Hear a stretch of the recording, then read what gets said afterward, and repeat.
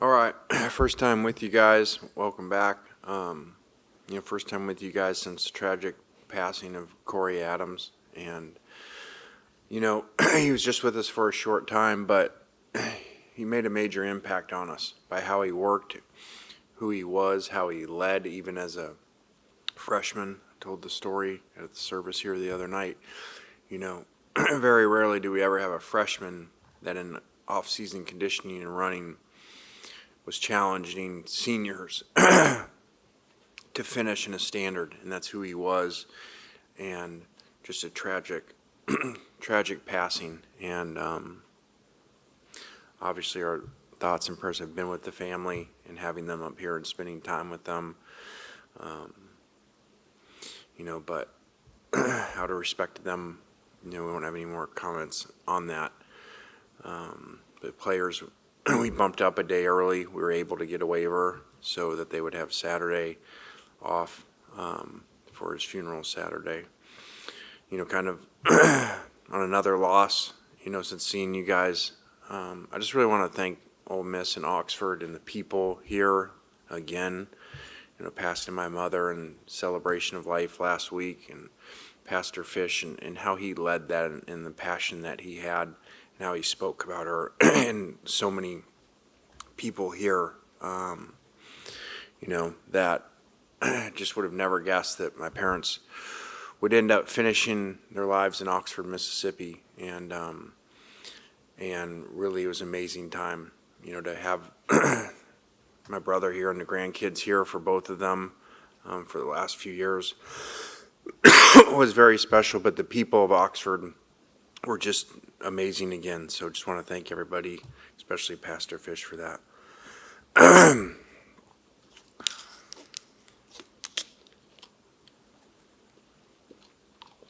So I think we've created a standard here, transitioning back to football here, of expectations and what we've done. And so I do take a lot of pride in that with our staff and our former players of what was done, and our staff all coming back for this season is very exciting because there's so much player turnover in nowadays football. And anyway, no matter where you are, plus we lost a lot of great players, a number of them to the NFL. And I said it at Media Day, just to be in a position where we have these attendance records being set, sold out season tickets already, 3 10-win seasons in the last 4 years. The previous 51 years there was 3 top 12 finishes in the last 4 years, and won the previous 51 years is really gives me perspective about what our players and staff have been able to do here. So that's the standard that we've created. It's the expectations that we have. 21 wins in the last 2 years. So these players have been talked to a lot about that, and that's hopefully why they came here, was understanding that, what we've been able to achieve and the level that we want to play at and expect to play at. 3 winningest programs since COVID in the SEC, including the new programs, are Georgia, Alabama, and Ole Miss. And that's our expectation and standards of how we expect to play. There'll be a lot of competition in this camp, as always, regardless of what players have done before. They heard that last night, and that reflected in practice today to create a very competitive atmosphere. I think that this team needs to really have a blue-collar mindset to outwork people and to grind people out in games. So we've been working on that, and it's an exciting group of kids coming together. Questions for Coach? At least for the little bit that we were out there today, it looked like Caleb Bowden was working with the tight ends a little bit. Do you see him factoring into that room? Do you see him going back and forth this year? Yeah, I can't totally predict that. He is very unique in what he can do. We did, as you said, move him in there a lot in that area today, and I think that he's got a chance to be a weapon there. And we do have, probably, I would say positionally, our best depth on our roster would probably be outside receiver. a receiver in general.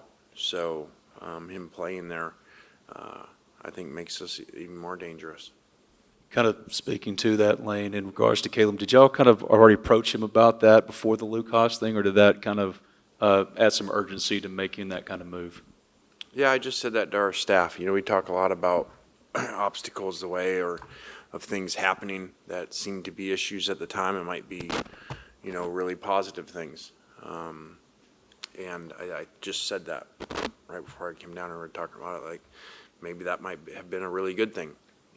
Obviously we don't ever want somebody injured, but with that and the numbers outside versus at tight end spot, and move him and then get Luke back and then be even more dangerous with everybody playing all those spots. Coach, with fall camp coming around this year, what, if anything, were some of the differences that maybe you wanted to do compared to fall camp last year? Were there things that you maybe really cumulatively wanted to kind of do differently to maybe expect different players to kind of show up this fall camp compared to last year? Yeah, I think we had a lot of returning players last year, returning significant starters, whether they'd been here or somewhere else. Kind of a veteran team, and so this team is not that. So there's a little bit difference that way. There were also, last year a number of players that were being managed with injuries, off-season surgeries from that veteran group. So this seems to be a lot more of our players are out there practicing and not dealing with injuries right now. But at the same time, too, we've got a lot more work to do and got to be a little more creative with things because we don't have as established players as we did a year ago. How much do you anticipate Austin Simmons being involved in the rushing game this year, designed and scramble? That's a pretty schematical question, but I don't know. I'm okay saying this. I wouldn't picture him being really involved in a lot of quarterback runs. Lane, condolences to you and the football program during these tough times. I know how huge mental health is for you all here in this building. So how do you kind of incorporate that?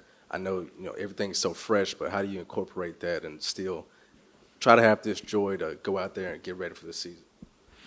Yeah, we just spent a lot of time with them. Even last night in the first team meeting, I talked to a lot because there's so many new guys about, I think that I know we are. We're very open door here, and I know every coach says that. And I tell our players, and probably not much that you've gone through that this staff hasn't. The staff's been through a lot in their lives, very experienced staff that way, I would say, with off-the-field things. And so I think we're really close with our players that way. They know that. We spend a lot of time with them and really try to help them through that. We tell them that as they come here. It's not just our job to coach you in football. It's our job to surround you with people that have gone through the things you're going to go through as premier college players.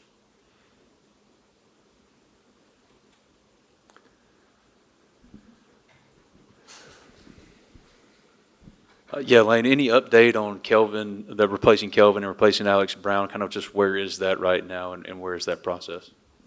Yeah, no update there. We weren't really in a rush, with kind of being in the middle of summer. Those guys did a great job for us. Excited for them, to continue their career. And so we're still in that process. Coach, I know we've asked you this before since the portal stuff started a few years ago, the learning curve, and you may not have players as long as you've had in the past. Where do you think, as a staff, you are there, and have you changed some methods or doing something to accelerate the learning curve to be up to speed when the season starts? Yeah, we do a lot more practicing, and the rules are a little bit looser that way now. So I feel like it's a little bit more pro style that way, where we got more practices, almost OTA-ish. So I think that helps. I think that, unfortunately, it's the world we're in. It is not good, and I'm not up here to gripe. I didn't start with this or anything. It's not a good system, and it's not good for college football. Professional sports don't have this amount of turnover on a roster, not even close. So to do it in college and you're just on your third, fourth school, and you don't really care about the school. You didn't pick it. You didn't grow up wanting to play there. That's not really good. And so it is what it is. All coaches, I'm sure, are just trying to maximize the situation that they're in, but it's not good for college football. It's not good for locker rooms. And it's obviously not very good for chemistry, but I don't think it's very good for the passion of college football. That everybody's just free agents 2 times a year and a number of guys just going wherever to get the most money and not having any care for where they're playing. Coach in the back, on the topic of chemistry, obviously Austin's coming in, not with a ton of in-game experience, but certainly somebody who's been in your program. You mentioned receivers being a piece of depth for you. How do you get him kind of on the same page quickly as you go through this camp and in the beginning of the season? Well, they've had a good offseason. They were here in the spring, and,